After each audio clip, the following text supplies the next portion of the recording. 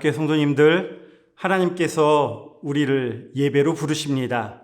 아직 교회에서 모이지 못하지만 현재 계신 곳에서 우리 주님의 부르심에 마음과 옷깃을 여미며 전심으로 순종하여 나오신 성도님들께 하나님의 은총이 함께 하십니다.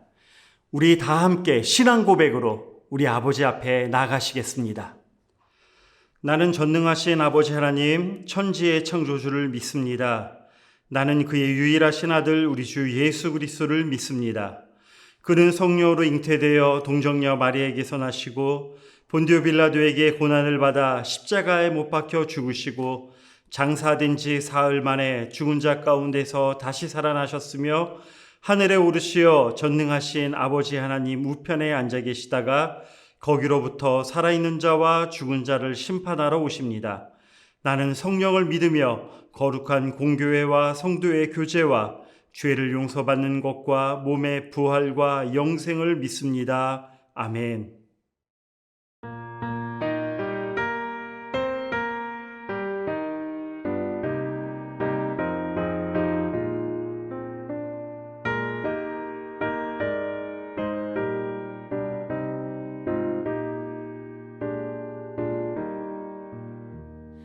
세상이 캄캄하여서 참 빛이 없었다니 그 빛나는 영광 나타나 온 세상 비치었네. 영광의 주, 영광의 주,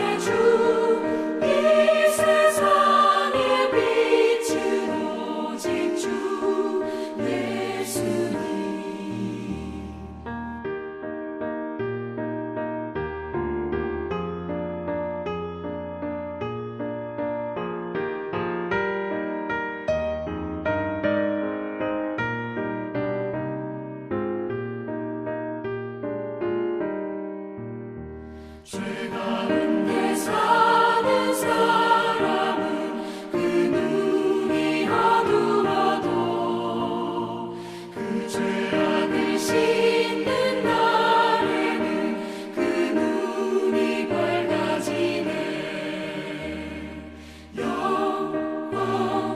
영광의 주, 영광의 주,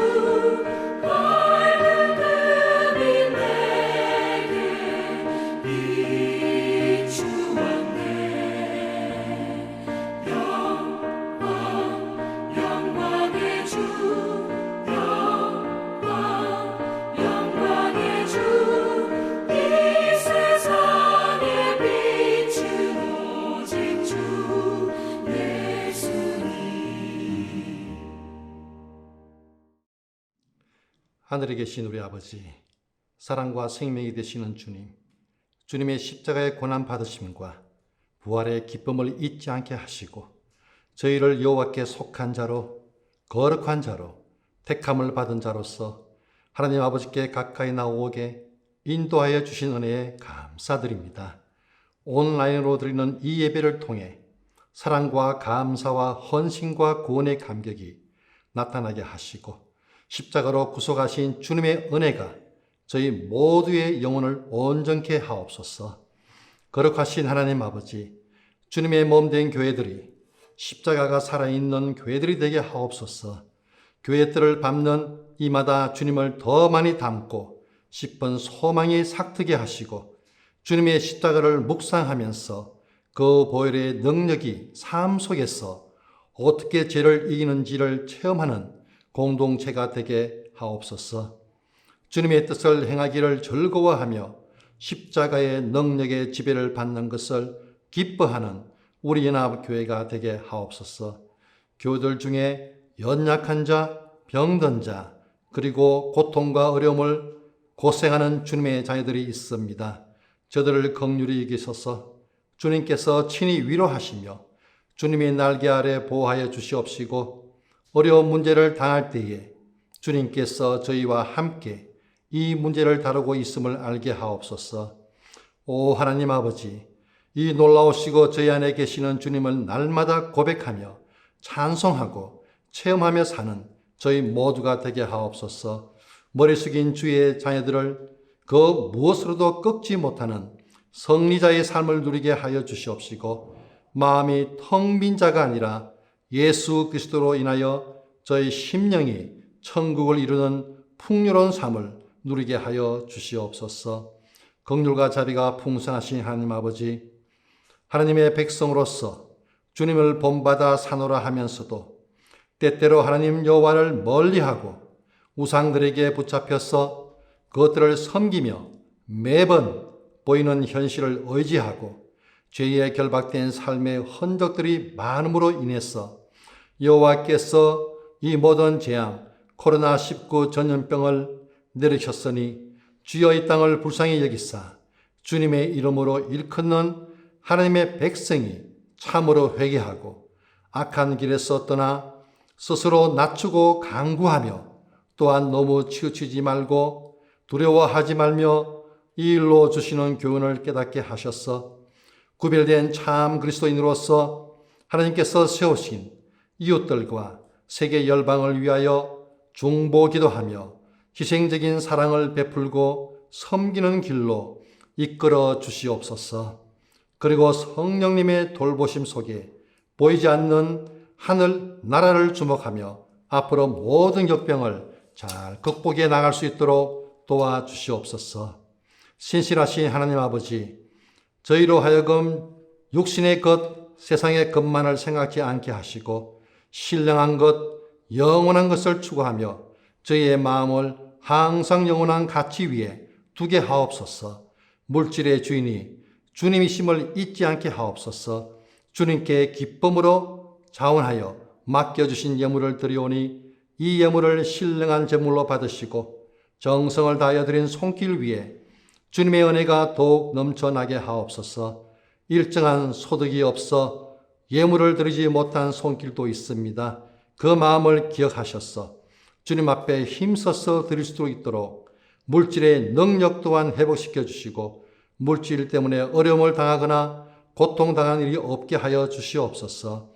이 예물을 관리하는 손길 위에도 주님의 은총이 넘치게 하시며 모든 예물이 주님의 영광을 나타내며 주님의 몸된 교회가 든든히 서가는 일에 사용되게 하옵소서.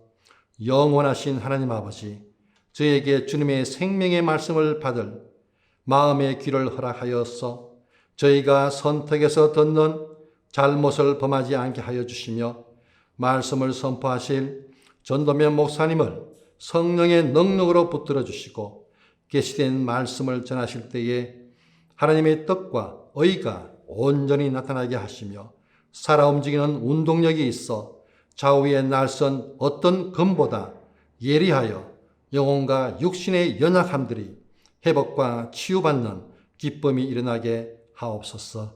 말씀의 능력과 함께 거룩함으로 나아가는 일에 힘차게 전진하게 하시고 하늘이 열리는 은혜의 시간으로 가득 채워주시며 성령님의 임자심을 풍성히 느끼고 때를 따라 성령께서 도우사 하나님의 음성을 들을 수 있도록 역사하여 주시옵소서. 만왕의 왕이시고 만주의 주 되시며 곧 재림하실 예수 그리스도의 이름으로 기도합니다. 아멘.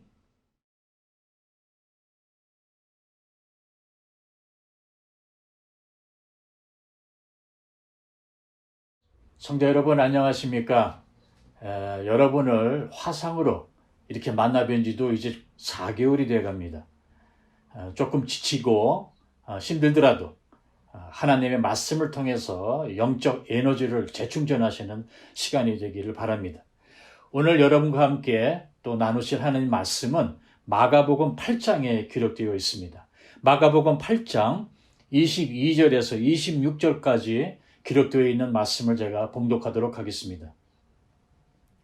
벳세다의 이름에 사람들이 맹인 한 사람을 데리고 예수께 나와 손 대시기를 구하거늘 예수께서 맹인의 손을 붙잡으시고 마을 밖으로 데리고 나가사 눈에 침을 뱉으시며 그에게 안수하시고 무엇이 보이느냐 물으시니 쳐다보며 이르되 사람들이 보이나이다.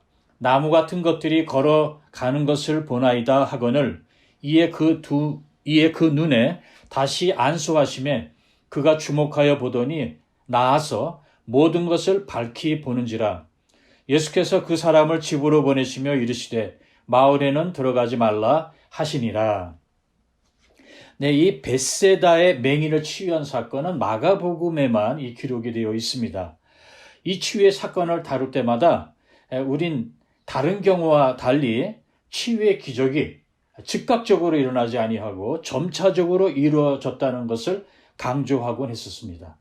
그래서 우리가 질문하기를 왜 주님은 2단계를 걸쳐서 이 맹인을 치유하셨을까?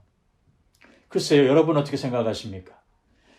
예수님의 치유 능력이 약해지셔서 그렇게 하셨을까? 아닐 겁니다. 말씀 한마디만 하셔도 그를 치유할 수 있었을 텐데 예수님은 왜 맹인의 눈에 침을 뱉고 안수하고 또다시 한번 안수를 하시는 번거로움을 자초하셨을까? 이에 대한 다양한 해석이 있습니다. 그 중에서 2가지만 소개하자면은 첫째, 예수님이 2번 맹인의 눈에 손을 대므로 그가 다시 볼 수 있도록 해주신 이유는 주님은 우리를 치유하실 때 대충 하시는 것이 아니라 아주 온전한, 완전한 치유를 항상 추구하신다는 겁니다. 주님은 반 정도만 맹인을 치유하시고 그냥 보내신 것이 아니라 그를 완전히 치유해 주었습니다. 주님은 그래서 2번이 아니라 필요하다면 3번, 아니 4번이라도 완전히 치유할 때까지 맹인의 눈을 만져줬을 거라는 겁니다. 즉 죄인인 우리를 구원하기 위하여 끝까지 포기하지 아니하시는 예수님의 그 끈기를 이 치유 사건을 통해서 우리가 볼 수 있게 된다는 것입니다. 둘째, 네 믿음대로 될지어다. 다른 치유 사건에는 예수님이 그렇게 말씀을 자주 하셨죠. 네 믿음대로 될지어다. 그런데 예수님이 이렇게 선포할 정도로 이 맹인의 믿음의 수준이 거기까지 도달하지 못했다는 겁니다. 그래서 맹인이 믿음을 좀 더 확고하게 강화시킬 수 있도록 예수님이 시간을 좀 벌어주었다. 그래서 일부러 그를 즉각 치유하지 않았다는 겁니다. 이 말은 즉 우리가 구원을 받고 영적으로 성숙할 수 있도록 인내심을 가지고 우리를 기다려주시는 예수님을 우리가 이 치유 사건을 통해서 볼 수 있다. 그렇게 해석을 하기도 합니다. 또 다른 해석들이 많이 있지만 우선 본문의 치유가 예수님이 행하신 다른 이 치유 사역들과 어떻게 다른지 그 다른 점들을 먼저 살펴보기를 원합니다. 제가 첫 번째로 궁금한 것은 왜 예수님은 맹인의 손을 잡고 마을 밖으로 데리고 나갔을까? 바로 이겁니다. 주로 하시던 대로 많은 사람들이 보는 앞에서 그 기적을 행하셔도 될 텐데 왜 굳이 예수님은 그의 손을 잡고 마을 밖으로 데리고 나갔을까? 예수님이 행하신 대부분의 치유 사역의 그 상황을 보면요. 병자가 직접 예수님을 찾아 오던가 아니면 다른 사람들이 그 병자를 예수님이 계신 곳까지 데리고 오던가, 그래서 그 앞에서 일어나는 치유의 기적을 모든 사람들이 목격할 수 있었는데, 오늘 본문의 경우는 좀 다릅니다. 다시 말씀드려서 대부분의 예수님의 치유 사역은 주님이 서 계신 그 장소에서 일어났습니다. 아니면 예수님이 병자가 있는 그곳까지 가셨습니다. 회당장 야이로의 딸을 살리기 위해 그의 집까지 가셨죠. 이미 죽은 나사로의 무덤까지 예수님이 찾아가셨죠. 바로 이해가 될 수가 있습니다. 예수님이 군중을 떠나서 병자를 한적한 곳으로 데리고 가 거기서 치유해 준 경우는 오늘 우리가 살펴본 마가복음 8장 그리고 마가복음 7장에도 기록되어 있습니다. 예수님이 병자의 손을 붙잡으시고 즉 그를 인도하여 마을 밖으로 데리고 나가셨는데 굳이 장소를 옮기신 이유가 무엇일까? 신학자들에 의하면 그 이유 중에 하나가 마태복음 11장에 기록되어 있다고 합니다. 마태복음 11장에 보면요, 예수님께서 권능을 많이 행하신 고을들이 회개하지 아니함으로 그 마을들을 책망하시는 장면이 소개되고 있습니다. 그 마을들이 바로 셋인데요. 고라신, 가버나움, 그리고 세 번째가 바로 오늘 본문의 벳세다입니다. 심판날에 두로와 시돈과 소돔 땅이 너희들보다 견디기 쉬울 것이라고 예수님이 책망하시면서 그렇게 말씀을 하십니다. 그래서 많은 기적들을 목격했는데도 불구하고 회개하지 않는 이 벳세다 동네 사람들 앞에서 예수님이 더 이상 기적을 행하지도 보여줄 필요도 없다고 판단하셨기 때문에 맹인을 마을 밖으로 데리고 나가서 거기서 그를 치유했다는 겁니다. 자, 그런데 치유만을 목적으로 예수님께서 그리하셨을까? 예수님이 지금 치유를 앞둔 맹인의 손을 잡고 마을 밖으로 데리고 나가신 이유는 어쩌면요, 치유만이 아닐 수가 있다는 겁니다. 맹인을 치유한 후 거기서 그에게 무언가를 보여주기 위함이었다는 것입니다. 맹인의 시력이 회복되는 순간 그에게 제일 먼저 무언가를 보여주고자 하는 예수님의 의도적인 행동이었다고 간주할 수 있다는 것입니다. 예를 하나 제가 들어보도록 하겠습니다. 구약의 아브라함 여러분 기억나시죠? 아브라함이 자식이 없으므로 상속자가 없다고 여호와 하나님께 말씀을 드리자 하나님은 아브라함에게 네 몸에서 날 자가 네 상속자가 될 것이라고 그에게 약속하시면서 아브라함을 어디로 데리고 갔는지 기억나십니까? 이 장면이 창세기 15장 5절에 기록되어 있는데요. 제가 읽어드리겠습니다. 그를 이끌고 밖으로 나가 이르시되 하늘을 우러러 무뼈를 셀 수 있나 보라. 또 그에게 이르시되 네 자손이 이와 같으리라. 하나님이 아브라함을 이끌고 밖으로 데리고 나간 이유는 그로 하여금 무엇을 보게 하기 위해서였다는 겁니다. 장차 앞으로 일어날 일들을 아직 보지 못하는 아브라함에게 무언가를 보게 해 주려고 하나님께서 그를 밖으로 데리고 가신 겁니다. 하나님은 아브라함이 하늘을 우러러 보도록 했습니다. 그리고 밤 하늘에 셀 수 없는 수많은 별들을 보도록 하셨습니다. 그러시면서 아브라함의 자손이 이와 같이 많을 것이라고 약속을 하신 겁니다. 그러므로 예수님이 맹인을 데리고 마을 밖으로 데리고 나간 이유는 거기서 무언가를 그에게 보여주기 위함이었다는 겁니다. 그런데요, 그 장소에는 맹인뿐만 아니라 예수님의 제자들도 함께 있었을 겁니다. 그러므로 맹인에게뿐만 아니라 특히 그와 함께한 제자들에게 무언가를 보여주시기 위하여, 즉 그들에게 전하고자 하는 메시지가 있었기 때문이라는 것이죠. 예수님이 제자들에게 무슨 중요한 가르침을 주시려고 할 때나 또는 비유를 해석할 때 군중을 피해서 한적한 곳에서 말씀을 하셨다는 것 우리는 기억하고 있습니다. 그런데 이 맹인 치유를 하는 동안 예수님은 입을 열어 제자들에게 아무 말씀도 하시지 않으셨습니다. 즉 맹인의 치유를 비유 삼아서 제자들에게 무언의 메시지를 전달했다고 볼 수 있다는 겁니다. 이 치유 사건은 연출된 예수님의 비유라고 볼 수 있습니다.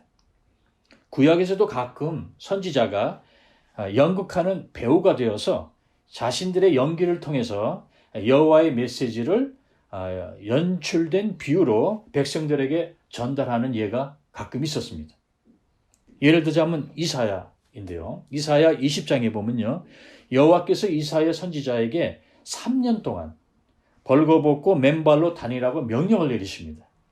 그래서 그는 그 말씀에 순종해서 3년 동안 진짜 벌거벗고 맨발로 다닙니다. 그 이유는 이집트 사람들과 에티오피아 사람들이 아시리아 황제에게 포로로 잡혀갈 때 젊은 사람, 늙은 사람 할 것 없이 다 옷을 벗은 채 엉덩이를 드러내고 맨발로 끌려갈 것이라는 것을 이미 이 연출을 통해서 백성들에게 보여주기 위함이었다는 겁니다.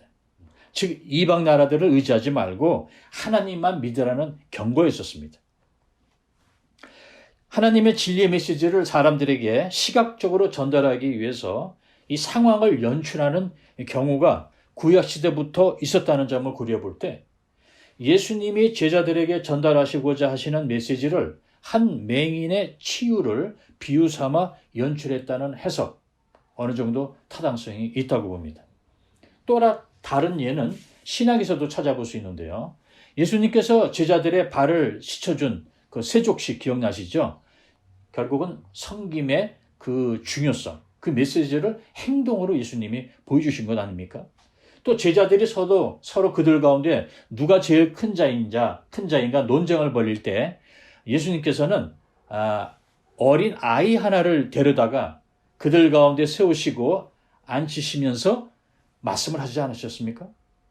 즉 비유를 연출하신 겁니다. 본문 역시 제자들에게 가르침을 주시기 위하여 맹인의 치유를 통해서 비유를 입체감 있게 연출했다고 해석하는 것입니다. 주님이 연기를 하신 것이죠. 다만 치유는 연극이 아니라 실제 일어난 현상이었습니다. 현실이었습니다. 자, 이 치유 사건을 저자 마가가 바로 이곳에 삽입한 이유는 바로 이 사건 전에 예수님이 제자들의 미성숙한 영적 상태를 책망하셨기 때문입니다. 제자들이 마음이 둔하여 예수님의 말씀을 두 귀로 듣고도 예수님의 행적을 두 눈으로 보고도 깨닫지도 기억하지도 못한다는 것을 예수님이 한탄하셨기 때문입니다. 예수님은 바리새인들의 누룩과 헤롯의 누룩을 조심하라고 제자들에게 경고를 하셨습니다. 지금 영적인 이슈를 다루고 있는데도 불구하고 제자들은 생각하기를 우리가 예수님이 잡수실 빵을 제대로 준비하지 못했기 때문에 예수님이 지금 화가 나셨구나 이렇게 걱정을 한 겁니다. 바로 이 마을 근처에서 얼마 전에 예수님께서 오병이어로 5,000명을 먹이셨습니다. 그 기적을 목격했는데도 불구하고 제자들은 까맣게 잊은 채 육의 양식에 대하여 또 염려하고 있었던 겁니다. 그래서 실망하신 예수님이 그들의 영적 실명을 무분별을 지적하신 겁니다. 예수님의 제자들도 바리새인들만큼이나 아직 영의 눈이 다 뜨지 않은 상태였다는 겁니다. 맹인이 눈을 떴으나 아직 희미하게 사람들이 마치 이 나무 같은 것들이 걸어다니는 것처럼 봤다는 것은 제자들이 구원은 받았으나 아직 영적으로 미성숙하고 영안이 온전치 못하다는 것을 지적하고 보여주기 위함이었다는 것입니다. 그러므로 예수님이 맹인을 마을 밖으로 데리고 나가서 제자들이 보는 가운데 맹인을 치유하신 이유는 맹인을 포함해서 제자들에게 전하고자 하는 메시지가 있었기 때문입니다. 자, 이제 또 다른 부분을 한번 살펴보도록 하겠습니다. 본문의 치유는 유일하게 두 단계로 이루어진 기적입니다. 첫 번째 안수하시고 무엇이 보이느냐 질문하신 것이 의미심장합니다. 우리가 지금까지 목격한 예수님의 치유 사역의 패턴에서 벗어난다는 것입니다. 지금까지는 사회적으로 소외된 병자들에 대한 연민에 의해서 그들에게 측은히 던진 예수님의 질문은 무엇이 보이느냐가 아니라 무엇을 원하느냐였습니다. 내가 너에게 무엇을 해주기를 원하느냐. 우리가 이미 살펴본 여리고성의 맹인 거지 바디메오가 예수 앞에 나오자 예수님은 그에게 질문하시기를 네게 무엇을 하여 주기를 원하느냐. 그러자 맹인이 선생님이여 보기를 원하나이다 라고 답하지 않았습니까? 그런데 오늘 이 본문의 맹인에게는 그가 눈이 뜨자마자 무엇이 보이느냐라는 질문을 하셨다는 겁니다. 즉 본문에 기록된 이 치유 사역은 예수님이 맹인을 치유하시기 전에 그의 치유에 어떤 의도적인 목적이 있었다는 것을 암시합니다. 즉 예수님이 맹인에게 그 무언가를 보여주기 위하여 그의 손을 잡고 마을 밖으로 데리고 나가서 거기에서 그의 눈을 치유해 줬다는 겁니다. 연민에 의해서라기보다는 그에게 무엇인가를 깨우치게 하기 위한, 그리고 그에게 어떤 사명을 맡기기 위한 의도가 내포되어 있다고 저는 감히 해석해 봅니다. 본문에는 네 믿음대로 될지어다 또는요 네 믿음이 너를 치유했다라는 예수님의 말씀이 없습니다.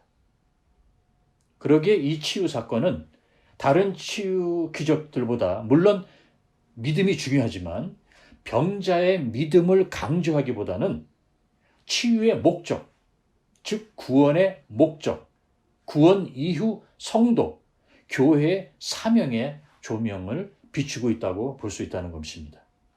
주님이 맹인을 치유한 것은 그동안 그가 병에 의해서 보지 못하던 그 무언가를 보게 하기 위해서였다는 겁니다. 마찬가지로 우리가 구원받은 것은 그동안 영적 질병으로 인해서 보지 못하던 그 무엇인가를 보기 위함입니다. 자, 그렇다면은 치유받고 구원받은 우리가 제일 먼저 봐야 하는 것은 무엇일까? 우리가 구원받고 제일 먼저 봐야 하는 것은 무엇일까? 우리가 제일 먼저 봐야 하는 것은 물질이 아니라 바로 사람입니다. 주님은 맹인에게 사람을 보게 하신 겁니다. 구원받았지만 아직 영적으로 미성숙한 성도에게 예수님은 사람을 보게 하신다는 겁니다.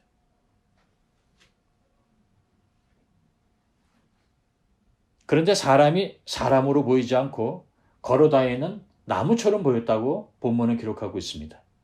사람들이 마치 걸어다니는 나무들처럼 보인다는 것은 무엇을 의미하는가? 이 질문에 답하기 전에 다시 본문으로 돌아가 보면요.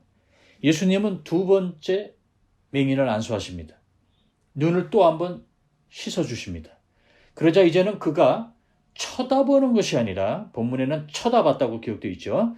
그가 쳐다보는 것이 아니라 이제는 주목하여 본다고 본문은 기록되어 있습니다. 바로 이 부분이 중요합니다. 눈이 나아서 주목하여 본 것이 아니라 주목하여 봤더니 눈이 나아서 모든 것을 밝히 보았다는 겁니다. 자, 본문 25절을 우리 다시 한번 보도록 하겠습니다. 본문 22절에 보니까 이에 그 눈에 다시 안수하심에 예수님이 두 번째 그 눈을 만지십니다. 그러자 그 맹인이 그가 주목하여 보더니 나아서 모든 것을 밝히 보는지라 라고 우리 한국 성경에는 기록되어 있습니다. 주목해서 봤더니 병에서 나아서 모든 것을 밝히 보게 되었다는 겁니다. 주목했다는 것은요, 관심을 가지게 됐다는 의미입니다. 그래서 마음의 문이 열리면 힐끗 쳐다보는 것이 아니라 주목해서 보게 된다는 것입니다. 관심을 가지고 주목해서 보자고 할 때 영의 눈이 완전히 열리게 되는 것입니다. 병에서 나온 겁니다. 그래서 모든 것을 밝히 보게 됐다는 것입니다. 마음의 문이 열리면, 영의 눈이 열리면 사람들이 눈에 들어오기 시작합니다. 그런데 마음의 문이 열리지 않고 닫혀 있는 상태에서는 멀쩡한 두 눈을 뜨고도 가난한 사람, 불쌍한 사람, 병자들, 소외된 사람들이 눈에 들어오지가 않습니다. 비인격적인 나무 정도로만 사람들이 보인다는 겁니다. 지나가다가 힐끗 쳐다보는 풍경의 일부 정도로만 사람들이 인식된다는 것입니다. 사람을 주목하여, 즉 관심을 가지고 보지 않으니까 몇 년 동안 매일 지나다니던 길에서 구걸하던 거지가 그동안 한 번도 눈에 들어오지 않았던 겁니다. 그런데 마음의 눈이 떠지니까, 영의 눈이 밝아지니까 그때부터 육의 눈에도 사람들이 보이기 시작하는 겁니다. 그전에는 그저 한 그루의 나무, 두 그루의 나무같이 숫자로만 인식되었던 비인격체들이 마음의 문이 열리니까 사람들이 하나님의 형상으로 지음을 받은 인격체로 보이기 시작한 겁니다. 그들의 배고픔이, 그들의 헐벗음이, 그들의 고통과 신음과 절망이 보이기 시작한 겁니다. 특히 그들의 영적인 결핍이 눈에 들어옵니다. 그래서 그들에게 복음을 전해야 한다는 연민과 그리고 용기와 담대함이 생기기 시작하는 겁니다. 비록 예수님의 손은 맹인의 두 눈을 만지셨지만 치유는 눈이기 전에 먼저 그의 마음에서 일어나야 한다는 것입니다. 눈의 치유는 사람이 나무로 보입니다. 즉 육신의 치유로만은 사람을 사람으로 제대로 볼 수가 없습니다. 물론 감격스럽고 놀라운 기적을 체험한 것은 사실이지만 거기에만 머문다면은 우린 사람들의 영혼을, 사람들의 영적 상태를 제대로 볼 수가 없습니다. 예수님이 두 번째 안수하자 이제 맹인은 육신의 두 눈뿐만 아니라 그의 마음의 눈을 완전히 뜨게 된 것입니다. 그래서 이제는 힐끔 쳐다보는 것이 아니라 주목하여, 집중하여 사람들을 보기 시작했습니다. 사람들의 영적 상태에 관심을 갖게 됩니다.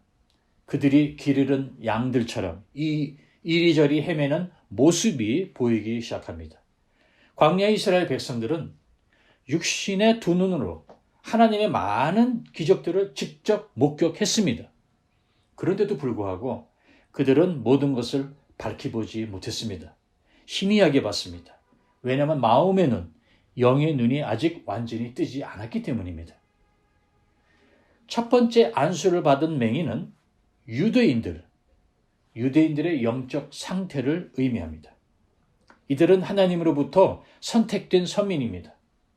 복음을 전해야 하는 사명을 받았지만 그 사명을 제대로 실행하지 못했습니다.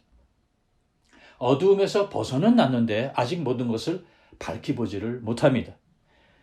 그런가 하면 두 번째 안수를 받은 맹인은 바로 복음을 받아들이고 예수 그리스도를 영접한 자들을 의미합니다. 이 장면은 바울이 다메섹으로 가다가 부활하신 예수님을 만난 후에 일시적으로 앞을 못 보게 되자 사도행전 9장 8절에 보니까 사람의 손에 끌려서 다메섹으로 들어갔다고 기록되어 있는 그 사건과 너무 흡사합니다.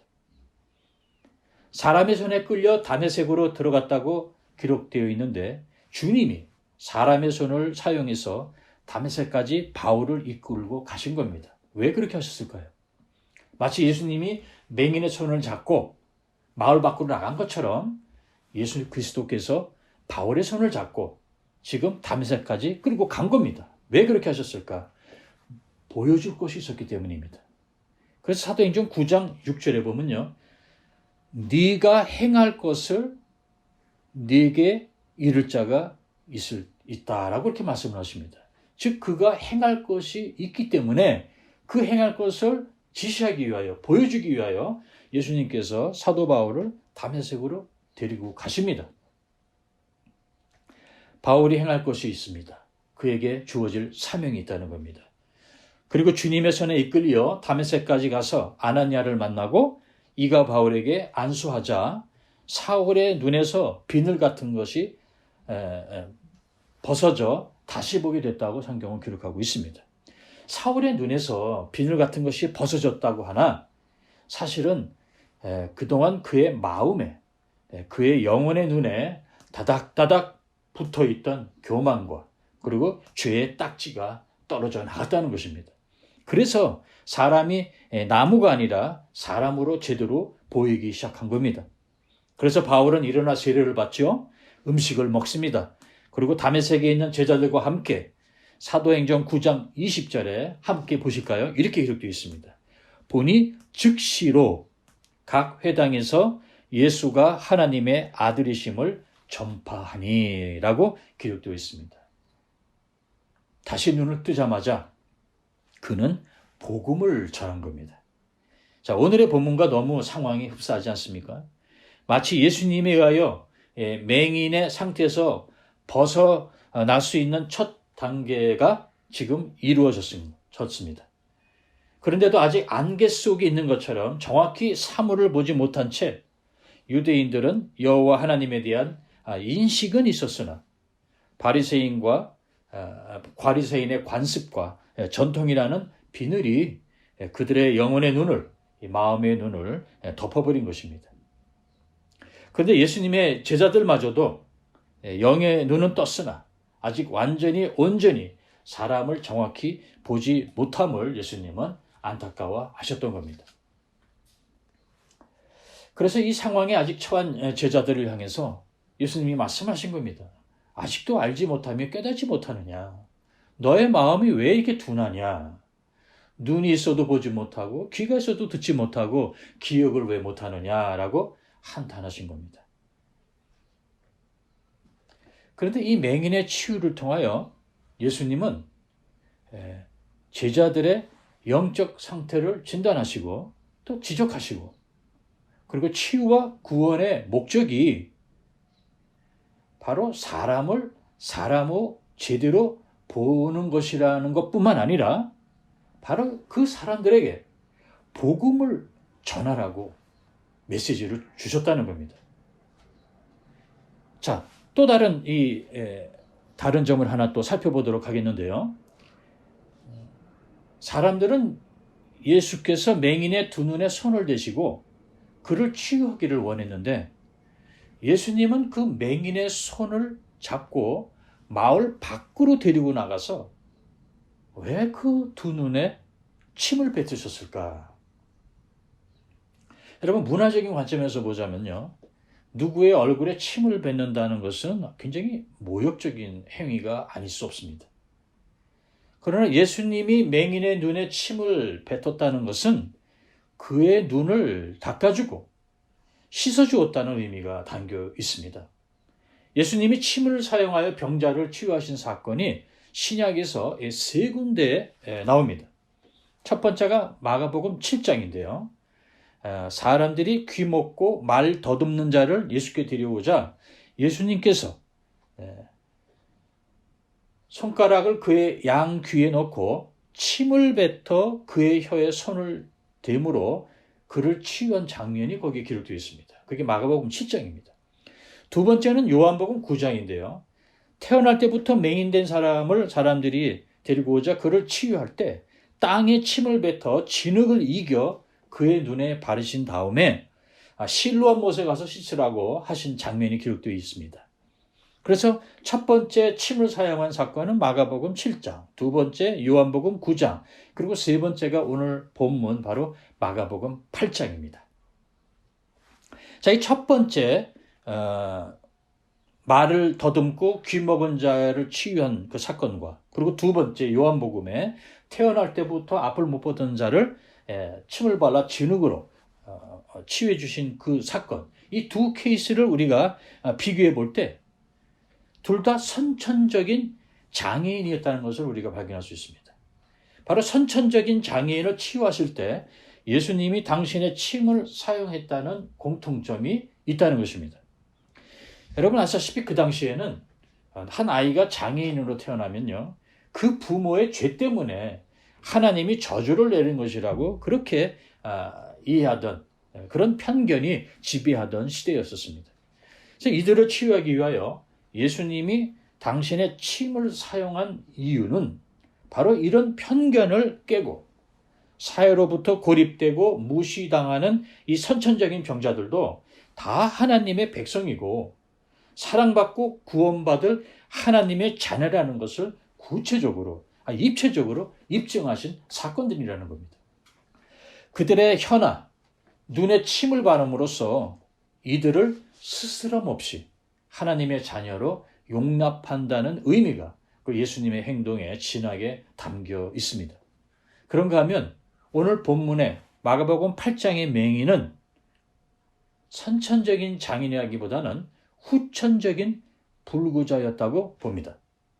왜냐하면 그가 시력이 돌아오자마자 사람과 나무들의 형태를 구별할 수 있었다는 것은 과거에 이미 사물을 눈으로 본 경험이 있었다는 증거입니다. 자, 그러면 앞에 선천적인 장애인 두 케이스와는 달리 후천적인 맹인의 케이스에도 예수님이 치유하실 때 침을 사용한 이유는 무엇일까? 바로 본문의 맹인을 예수님은 죄로 인해서 영적으로 죽은 인류를 상징하는 모델로 채택하신 듯 합니다. 육체적 시각 장애는 후천적이라 할 수 있겠지만 모든 죄인은 선천적으로 영적인 맹인으로 태어난다는 것입니다. 그래서 영적인 맹인으로 태어나는 모든 죄인을 주님이 용납하신다는 메시지를 전하기 위하여 예수님은 마가복음 7장, 요한복음 9장에서처럼 마가복음 8장의 이 맹인에게도 침을 사용했다는 것입니다. 그를 치유하는 과정에서 예수님은 의인을 부르러 오신 것이 아니라 죄인을 부르러 오셨다는 그 진리를 제자들에게 다시 한번 확인시키신 겁니다. 여러분 생각해 보십시오. 지나가시는 예수님의 옷자락만 만져도 병자들이 치유받던 시대였었습니다. 그런데 맹인의 손을 예수님이 직접 잡고 데리고 간 것부터 예수님의 다정함, 예수님의 그 친근감, 연민, 사랑을 느낄 수 있지 않습니까? 예수님이 직접 병자의 손을 잡고 천천히 그와 대화를 나누면서 걸어가는 모습, 상상만 해도 정말 황홀하지 않습니까? 맹인은 아마 몸둘 바를 몰랐을 겁니다. 여러분 예전에 한 20, 30년 전인 것 같아요. 허준이라는 한의사를 주인공으로 제작한 드라마가 아주 대인기를 차지했던 기억이 납니다. 그 드라마의 여러 에피소드 가운데 아직까지도 제 기억에 아주 감동적인 장면으로 남은 것은 바로 이 허준이라는 의사가 스스럼 없이 자신의 입을 환자의 아픈 부위에 대고 고름을 입으로 빠는 그 장면이었습니다. 예수님이 맹인의 눈에 침을 발랐다는 것은 예수님이 맹인의 눈에 입을 맞춘 거나 다름이 없습니다. 사람의 침 자체가 생리학적으로 소독이나 무슨 항균 효과가 있다 없다를 논하기 전에 의사로서 의술과 경험뿐만 아니라 자신의 모든 것을 동원해 환자를 위해 헌신적인 사랑의 행위를 보인 예수님을 제자들은 목격했을 겁니다. 타인의 얼굴에 침을 뱉는 것은 모욕적인 행위이지만 치유를 위해 환자의 얼굴에 의사가 자신의 침을 바르는 것은 연민이요. 환자의 고통에 대한 감정이입이고 깊은 애정과 사랑의 행위입니다. 진짜 아주 가까운 사이가 아니면 자신의 침을 타인의 몸에 바른다는 거 결코 쉬운 일이 아닙니다. 예전에는 아기가 모기에 물리면 그 물린 부위에 엄마가 침을 발라주곤 했습니다. 글쎄요, 그 침이 무슨 치료에 효과가 있는지 저는 잘 모르겠습니다. 그러나 사랑하는 자녀와 함께 그의 아픔도 함께 나누고자 하는 그 엄마의 그 따뜻한 마음을 우리는 읽지 않습니까? 뭔가는 해주고 싶은데 돈은 없고 약도 없고, 그래서 아프고 가려운 그 부위에 침이라도 발라주고 싶은 그 어머니의 마음을 우리는 압니다. 엄마 손이 약손이라고 배가 아프면 엄마가 어머니의 손을 얻고 이렇게 천천히 배를 문질러 주던 그 시절 우리 기억하고 있지 않습니까? 바로 그런 아비의 사랑으로 맹인의 손을 잡고 그를 데리고 조용한 곳으로 가서 그 눈에 침을 바르고 그 눈을 닦아주고 어루만져 주시고 안수하시는 예수님의 사랑을 우리는 느낄 수 있다는 것입니다. 제가 총각 때 어떤 애기 엄마가 딱딱한 음식을 씹어서 입을 맞대고 그 아기 입에 넣어주는 모습을 제가 한번 본 적이 있습니다. 어미새가 주둥이로 마치 아기 새 입에 먹이를 넣어주듯이 마신 말입니다. 근데 음식물에 섞여 있는 그 엄마의 침까지 아기의 입에 넣어주는 그 모습이 총각 때는 좀 역겹게 느껴졌었어요. 그런데 나중에 제가 장가 가서 아비가 되니까 이해가 되더라고요. 부모에게 자녀는 존재의 연장선처럼 느껴지는 법 아닙니까? 마치 몸의 한 부위처럼 느껴지기 때문에 스스럼 없이 침까지도 나눌 수 있는 법입니다. 침을 사용했다는 것은 예수님이 의사라기보다 자녀를 끔찍히 사랑하는 한 아비로서 모성애에 가까운 이 본능적인 사랑에 의하여 자신의 침도 꺼리낌 없이 자녀에게 주는 아비의 모습을 상상할 수 있게 해줍니다. 바리새인들은 죄인을 경멸하고 멀리하고 그들과 사회적 거리를 뒀다면 예수님은 죄인들과 친밀한 인격적 거리 안으로 거침없이 들어오신 겁니다. 그만큼 환자를 허물 없이 죄인을 스스럼 없이 대하시는 예수님의 그 친근한 이미지가 이 본문을 연구하면서 저에게는 매우 강하게 다가왔습니다. 병자를 위해서 우리가 기도를 할 때가 있지 않습니까? 요즘처럼 사회적 거리를 두고 2m 멀리 떨어져서 기도하는 것과 가까이 다가가서 손을 꼭 잡고 또는 아픈 부위에 손을 얹고 기도하는 것과는 큰 차이가 있습니다. 사회적 거리는요, 말 그대로 사회적 거리입니다. 개인적, 인격적 거리는 아니라는 겁니다.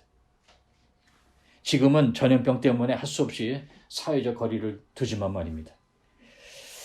자, 어쩌면 우리는 이제 주님이 다시 한번 우리의 눈을 안수해 주기를 간구해야 할 시점에 와 있는지도 모르겠습니다. 우리의 마음에는 영의 눈이 더 밝아져서 사람을 사람으로 제대로 볼 수 있게 말입니다. 지금도 예수님은 우리에게 동일한 질문을 하고 계실지 모른다는 겁니다. 무엇이 보이느냐? 아직도 사람들이 걸어다니는 나무처럼 희미하게 보이는지 아니면 사람이 사람으로 제대로 보이고 있는지 지금 예수님이 우리에게 물어보고 계십니다. 성도님 눈에는 지금 무엇이 보입니까? 어떻게 하면 내가 남보다 잘났고 똑똑하다는 것을 증명할 그런 자랑거리만 눈에 보이십니까? 마음에는 영의 눈이 밝게 떠져서 목자 없이 떠도는 양 무리와 같은 영혼들을 보시기 바랍니다. 복음을, 기쁜 소식을, 사랑과 믿음과 소망을 간절히 필요로 하는 사람들이 눈에 들어오기를 바랍니다. 마음의 눈이 열리면 육의 두 눈도 밝게 열려서 그때부터 비인격적인 나무가 아니라 진짜 사람들이 시야에 들어오게 됩니다. 불결하다고 병에 감염될까 봐, 죄에 물들까 봐 사회적 거리를 두고 멀리 떨어져서 말씀으로 치유하신 것이 아니라 예수님께서는 고통과 절망 가운데 신음하고 있는 맹인과 같은 인류에게 가까이 다가오셨습니다. 손을 꼭 잡고 치유의 장소까지 인도하시고 그 눈에 자신의 침을 바르시고 옷자락이나 헝겊이 아니라 직접 손으로 2번이나 맹인의 두 눈을 닦고 어루만져 주시고 안수하고 결국은 육과 영의 눈까지 뜨게 해주시는 예수님이 지금도 우리와 함께 하십니다. 이렇게 다정하게 친밀하게 지금도 주님은 우리 곁에 가까이 계시다는 것을 믿으시기를 주의 이름으로 간절히 축원합니다.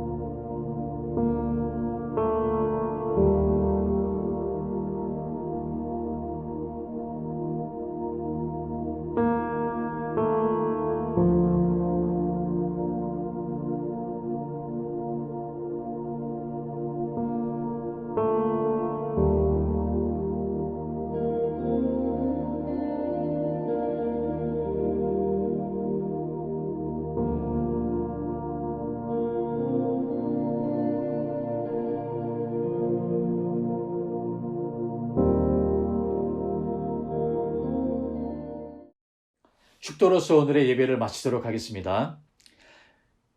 육신의 눈을 즐겁게 해주는 것을 보는 것이 아니라 영의 눈을 밝게 떠서 사랑과 믿음과 소망이 간절히 필요한 사람들을 볼 수 있게 하옵소서. 그러기에 지금도 우리 주 예수 그리스도의 은혜와 지극히 높으신 하나님의 사랑과 성령의 역사하심이 하나님 백성들 위해 지금부터 영원토록 함께 하시기를 간절히 축원합니다. 아멘.